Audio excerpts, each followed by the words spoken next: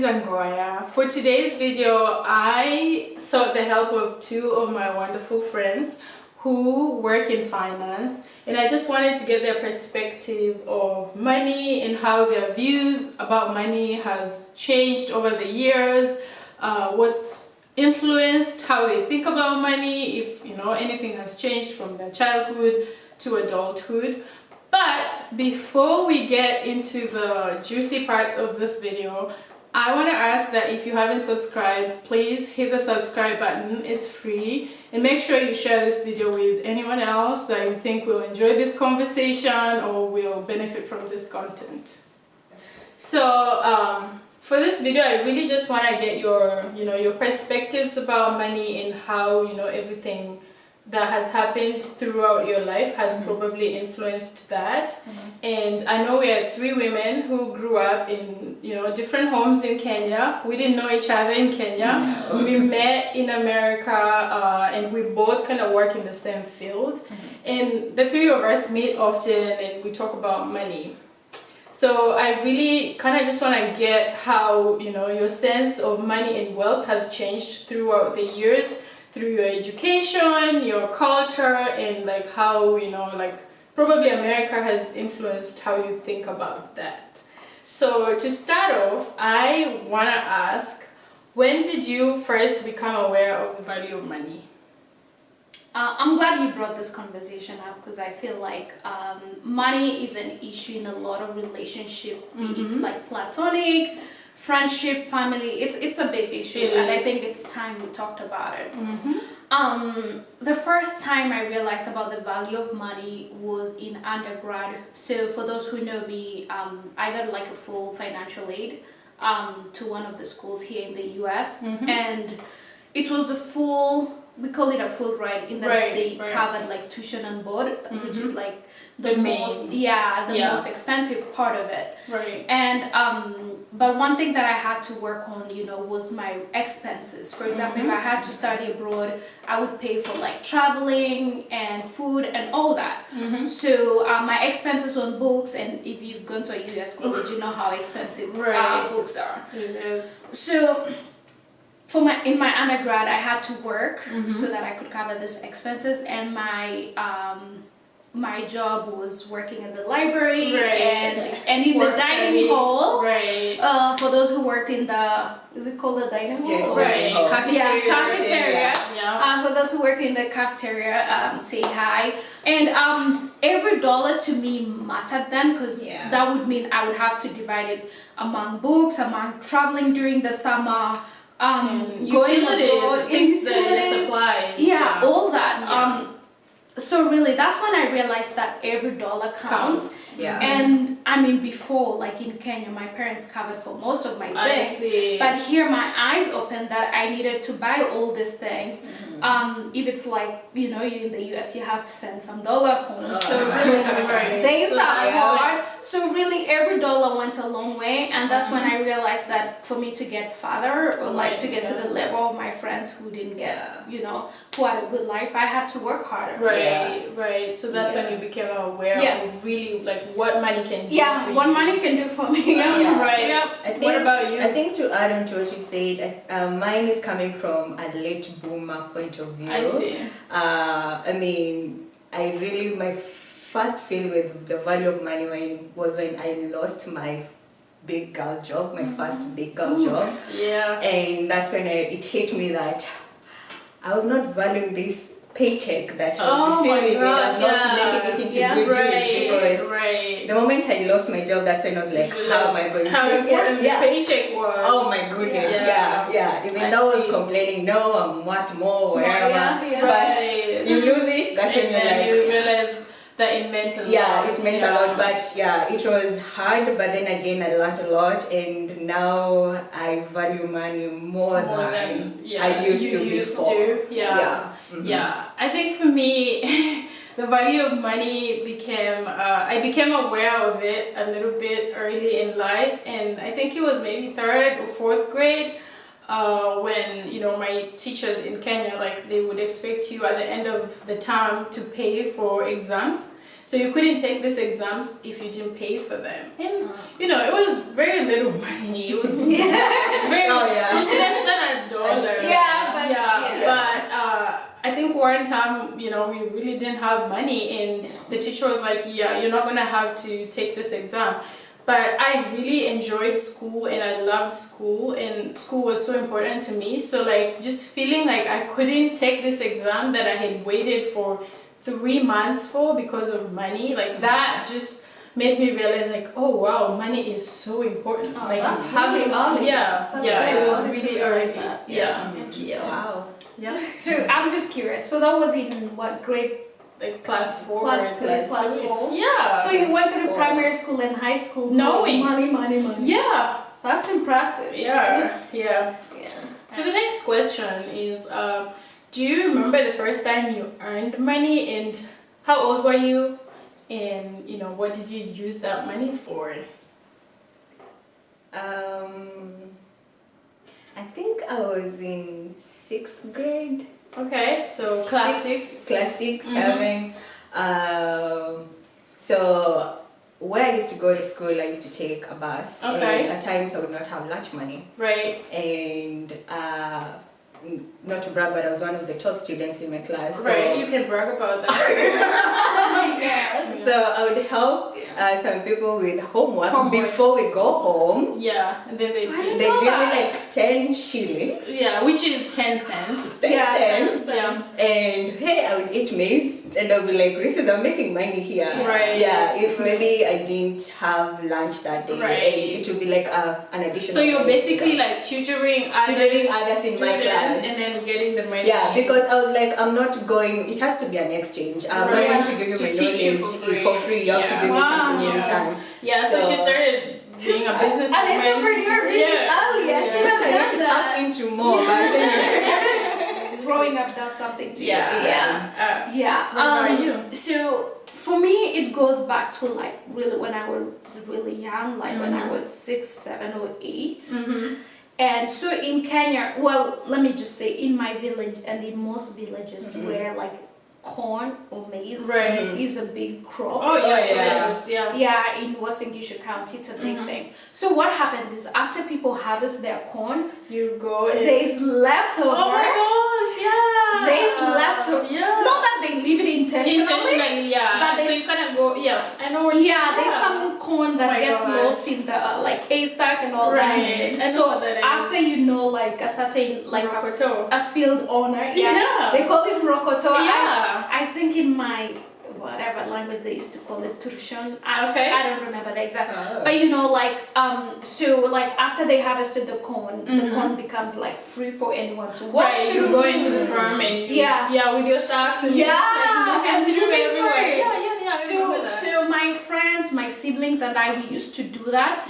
We used to do that for wheat too. So we used to do wheat and corn. Corn was in August or September. Right. Then wheat was around November, December. I see. Wow. So we would do that. Then go sell the corn or the wheat. Very cheap. Very cheap. So you get like 50 Kenyan shillings, which is like 50 cents to $1 or $2, $3. That's a lot of money back then. And that would go a long way. What did I use it for? So I went shopping with my friends, like clothes. No, clothes shopping. Food for who?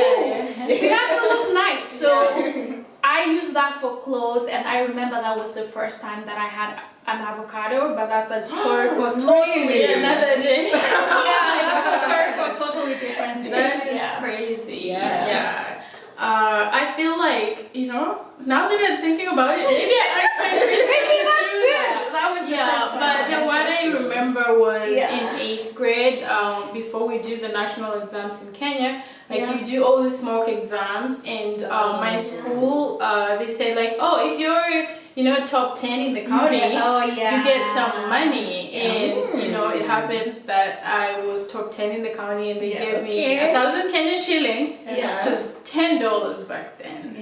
And I was so excited. But so you earn that money, but they give it to you after you finish your exams. And right when I finished my exam, there was a wedding I had to go to. So I was basically forced to Yeah. spend that money on the dress for the wedding. But yeah, I still have pictures from I'm the sure you wedding, look so- good in it though. Yeah, it was Okay, good. Yeah. So- Actually, no. When I think about this, my first money was from my aunt. I love to dance. I used to love. I still love to dance up to now. And should come when she visits. She'd be like, put on. My aunt and my uncles, they'll be like, put on Lingala and be like, Then dance have with them. Hey, they'll give me Do $10. that. But Okay, it's something yeah, I am right. Yeah, that, let me just give you the story. That reminds me of something else that I used to do when I was young, around still the same age. So you know in Kenya when there are weddings, there are little girls that sing and block the door so that the bachelor pays money. Oh! Do you guys have that thing in your culture? No. So the bride is hidden somewhere. Oh, I see. Then the That's for girls, the dowry, though. yeah, that's for the dowry, I but see. like they have to give money at every stage. for We you. start Okay. we start at the gate so that we can open the gates. So I was like one of the leaders of those girls, and we I go can like see it. through different weddings, Right. different weddings singing, and we'd ask for money, and we'd each get like almost the same amount. Oh, like wow. 10 girls Okay. ask for 1,000 Kenyan shillings. Nice. So yeah, nice. we got some good money. Okay. So that's Which what I get our to decide. parents took. Yeah, we gotta support the family. Yeah. Yeah. Good memories. But then again, to ask, do you remember your first job or employment after high school? I remember mine. I thought that was the first job that I earned money, but I just remember that I wasn't paid. Yeah. So I don't know if you remember this. So there are two main mobile phone providers in Kenya. I'm not gonna mention the name of them, but they had, so there was one main one that had good market. Then there was a second one that was trying to come in and like take some part of the market. I know exactly what you're I know I did the same thing. So they would hire people to go sell Yeah. sales for the SIM cards. Yeah. And you wouldn't get paid. Then they would give you motivational talk if you register. And t-shirts.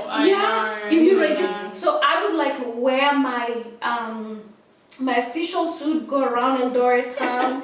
If you know me, go around Eldoret town, sell those SIM cards. My dad heard about it. He got pissed off. Okay. I mean, which is a good thing because it got me to something else where I was paid. So but I don't know how someone can work without money after high school and you're not paid. That's not fair. That's true. Yeah, That's not it's fair. such a common story. Yeah. So for the next question, I feel like, it's a little controversial because, different people think about it differently. And I want to get your perspectives on it or how you think about it. But do you think that there is an abundance of money, or do you think that money is not enough? And you feel free to share why. Exactly, that's what I'm thinking. Like, where are we talking about? Is it at our homes? Is it out there? It depends with how you take it. But for me, it's like out there. Okay. Is there an abundance of money out there? There's a lot of money. Okay. Yeah. In here, no. But what's the connection between those two? It's you working hard, grinding, or working smart. Working hard. Okay. Let's not say smart. number one. I don't want to diminish like other people's experience because I know there are people who work hard, they work really hard, and they don't have money yet. So I think there are things that it takes for you to get Work smart, work smart, Discipline. connections, putting Yeah. yourself out there. So it's a lot of factors. So I guess opportunity really meaning to opportunities like the path between the two. So you think, so personally in your life and how you view money and how you go about like trying to earn this money, do you feel like, there is a lot of money out there and I can earn it and have that as mine? Or do you think, there's a lot of money out there, but I don't think I will ever get to a point where I'll have enough? Yeah. No, I'll never have enough, but So you don't think there's an abundance of money? I think there's an abundance of money out there. But you don't think you will ever have enough money? No. Why? I think, well, that's a really good question. It's getting me thinking. But I think as human beings, that's always what we are fighting for. Like, let's say, right now, I'm aiming for a certain amount of net worth, by a certain age. once I get to that, there's a certain goal that I want to meet again. Because we always have expenses. So, we always so want you're to saying get that our there life is better. not a number that you will get to and say, you know what, I have enough money. Yeah, I mean, yeah. So I'm yeah, satisfied, do you have a number that you think you get to and be like, you know what, if I get more than this, well and good. Okay, that's a different question. Yeah, that's yeah.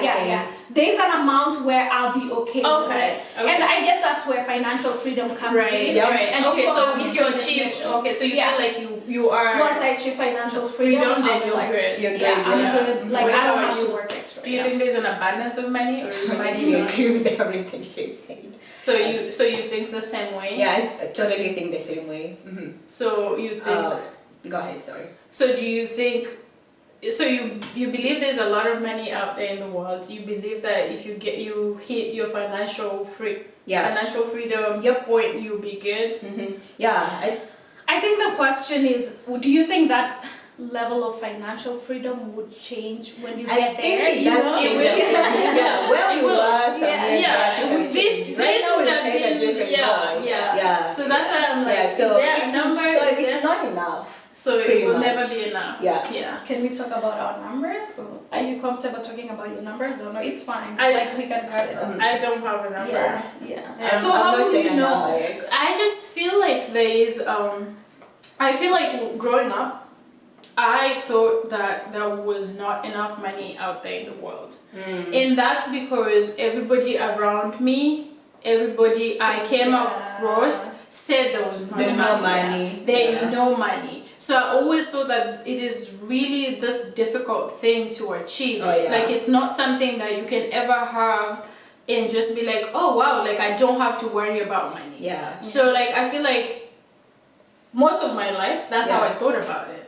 Now I'm getting to a point where I feel like, you know, the people I interact with, the job I do, the numbers I see, the people that I've met, especially here, like you realize that they never thought about money that way. They always had money. So now my perspective is changing and feeling like there is a lot of money out there. I wasn't lucky enough to be born somewhere. Maybe it is a cultural thing because with our friends who are born here, you could tell that they've had that conversation with their parents from a young age. But us, it was not like something our parents could discuss with us. So it was all about work hard. But there's no clear definition of working hard to get that money, not for what. I see. So do you guys think that you worked hard for the money, or you worked hard because it makes you a better person? Look at you! You said work hard. It was work hard to, earn a living. Pretty much, because that's what they were portraying to us. But now that's not the case from what we know right now.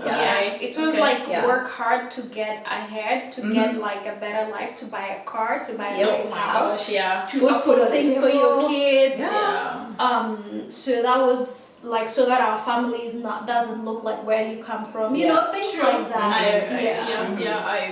I agree. But there's no clear financial literacy. I mean, let me speak for me. I wasn't given any, and these are things that I've learned on myself, on my own, as I grow this big age. Very late in life. So that begs the question, do you feel like we don't talk about money enough in Kenya in terms of like, family at the table with students? I feel like when you have something, then there's conversation about they invite you to the conversation. When you have money, you're thinking about how to invest it. But if you don't have the money, how are you going to have your conversations with kids about investing if you don't? But I think it's a good. I feel like it is good. I feel like you can teach kids how to and that's why I also think that our culture, when they talk about like the lack of the things being insufficient, that is still a lesson about money. So it doesn't have to be like, oh wow, let's talk about how to balance your books. But you have to understand, like, when people are teaching you, like, you know what, there's not enough money. When you grow up, even if you think you have a lot, you still, like, in your head, you're like, this is something that is so precious. Yeah. I need to use it and spend Carefully. it. Yes. So I still think that, you know, there are things that we can, lessons that we were taught that we can still extrapolate and make it into financial lessons. No, I definitely agree. I think my financial lifestyle right now is more what's the right one? Is more a product of what you were it's a product of what I was taught, because I don't spend carelessly. My financial discipline is actually from childhood. So maybe they didn't talk about money directly, but the lessons that we learned really like are helpful when you think about money. You can really use those lessons in that. That's true. So I was wondering, like, has your gender as female? I hope you both identify as female. That's a good question. As females or women, do you think that has had an impact on how you think about money and wealth? Yes. Okay. Because of course, this is an obvious thing. The gender gap. Pay gap. Of course, men are always paid more than women in the same field, in the same level, and all that. So it has. I think I've always felt like I need to do something extra to make more. Okay. But maybe I should not even be doing something extra to make more. Because you deserve. I deserve that. Okay. But then again, if I start the conversation of I deserve that, there are so many roadblocks. Me being as a woman to get to that point of this is what I deserve. Or there has to be somebody to hold your hand up there who has your back for you to get what you deserve. I don't know, that's how I see it. Speaking of gender pay gap, do you guys know that I think it's March 15th is the gender pay gap day? Because from the beginning of the year through March 15th, I think 76 days in the year is how much a woman has to work more before you start getting paid the same as a man. So from March 15th through December, statistically, you're paid equal. Wow. But that's how long you have to work as a woman. That's a lot of time. I know. I just learned that. That's getting me pissed off. Right, So has your gender played a role in shaping your views about money and just wealth in general? So now that she's brought up like the gender gap thing, my perspective is kind of starting to change. But when I was young, my mom was very like, she was the financial planner of the house. Most women are. She was like planning how to get some money, and for me that was like a role model. Like when I was a child, I wasn't like told the difference between boy girl. I was like a good performing student. So all this time I didn't think about the gender difference. Then now, like when I've entered like the corporate world, I'm like, oh my god, you want to tell me I'm being paid less for being like the same level of hardworking and like smart as a guy? It pisses me off. And it's interesting to see that change in like how money is perceived from both genders, which is sad. I mean, we're still trying to close that gap, but I don't know what's gonna take. I mean, if anything, you should be paid twice, especially if you take care of things at home and at the office. I think for me, my, like the traditional feminine attributes, like, like being, the person that I guess, I don't know, caring and being the person that is easily like able to help other people, or being the person that is the one that remembers, especially in a relationship setting, I need to buy a gift for this person. I need to do this for that. I think that has influenced me from a gender perspective. So when I think about money, I think, wow, when I have this much money, I could use it for greater good. I don't have to amass it for myself. This person is feeling this way. Maybe I should extend this to them. But I feel like that has been influenced by me being, maybe, I don't know, but I feel like it's the feminine side of me. Yeah. So I feel like maybe that's the impact that, you know, my gender has had on how I think about money and wealth. Because I really have trouble thinking about all these people that have so much money, and there's a lot of people in the world that are suffering. But I feel like when I've had these conversations with men, some men in my life, they're like, capitalism, like work hard, have money, grow your wealth. It helps you, you know, like, and I'm just like, I have problems with that. I think what you're saying is the way they're saying when you educate a woman, you educate the society.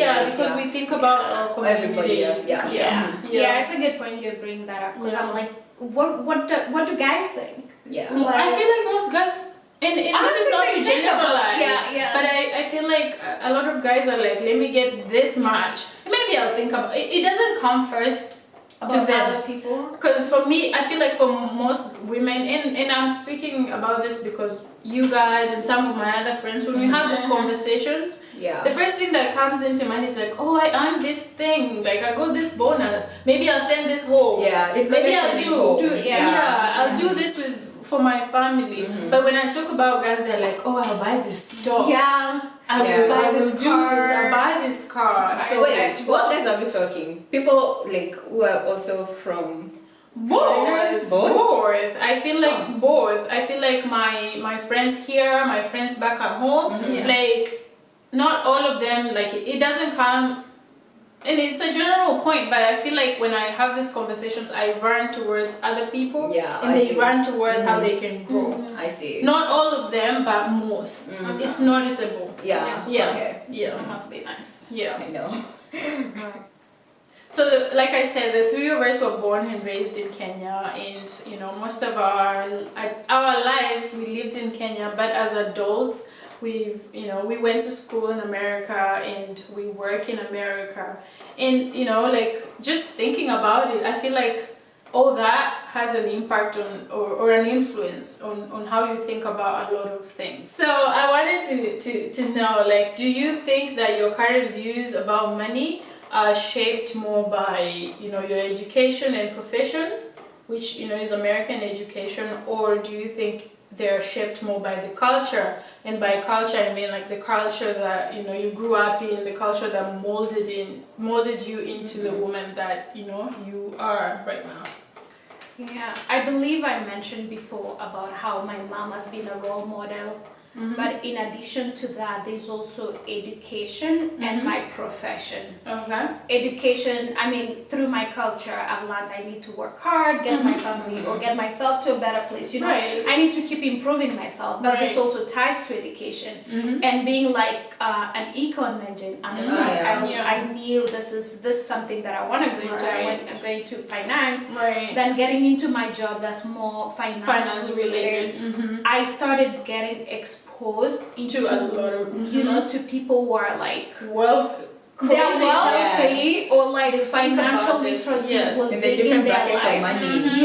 So they start influencing you, and like it makes you think maybe I want more for myself. Maybe more money is not a bad thing. Small dreams. Are very small. So it's changed over time, like starting with culture, then education, and profession. So it's been like a transition. And right now we're talking about financial freedom. Something like that exists. I didn't even know what that seriously. So it's been a learning journey. Through different stages. And I feel like it's been a long journey. It still is a long journey for us because we are not anywhere where we wanna be. But I still feel like we have to be proud as people that I think, you know, were born and raised in families that basically lived below the poverty line. And when I say below, I mean like the poverty line was here. We were down there. I don't know where we were. So I feel like that's something that we have to celebrate and acknowledge. Because it should be an inspiration to, you know, somebody who's there in this moment to know that you can go above the poverty line. Exactly. And even being shaped with like the education, the culture. The workforce right now. No, you even have more interest to support people back at home, like legitly, not because like maybe your parents or your family, you can be the influence to them, to even get them to a status that they are not, or they've dreaming. never been. They've been dreaming. And even not just through money, it's like their way of thinking. Exactly. You get onto a call with your siblings and like they give you ideas and you're like, have you thought about this? It's interesting. It really does influence everybody around you. What about you, Jessica? Do you think that your views are shaped more by culture or more by education and profession? I think all of them. Just like she said, it's a transition. Culture, definitely. You look at, I was looking at where I grew up, and it was single parent. She was driving everything, and then from there, you know, like you have to work hard for you to earn this. Nothing comes for free, like easily or freely. But then again, also the education here has changed my perspective about money, and money is not just cash. You learn more. So you learn more about what that is, and even how to make it more. How to multiply it, and how to think about money. How to think about it, and the scarcity or abundance that we're talking about as well. The attitude that goes into that for you to get where you want to go. So I think all that has shaped who you are, who I am with my perspective of money now. I agree, because I feel like all those things come into play when you are an adult, and you have to like connect those doors and be like, what are some of the principles that I was taught as a child, and then what do I need to unlearn, and now what do I need to learn, because you have to realize that in as much as some people have always been on one side of the playing field where they were on the abundance side, you cannot afford to think like those people, because that's not your story. So from what I'm getting is that it's been a long journey. It still is a long journey where still on this street struggling, but I think we've gotten to a point where we can see how far we've come. And I think that is the important thing. That's true. I think one thing I struggled with was the discipline. It's a journey. The discipline of, okay, this is the budget I've put, and for me to go where I want to go. I feel like that's really hard for everyone. A lot of people. I was having this conversation with my Baba, and the key thing he said was discipline. That's all you have to have discipline. And I want to make a whole video on that. So watch out for that. I'm going to make a video on that. So well, I'm so glad that you guys accepted to do this, and thank you for having us. So this was fun. I'm glad you guys enjoyed yourself. So guys, that's it for today. If you haven't yet, please like this video and make sure you share and subscribe for more amazing content. And thank you. Bye.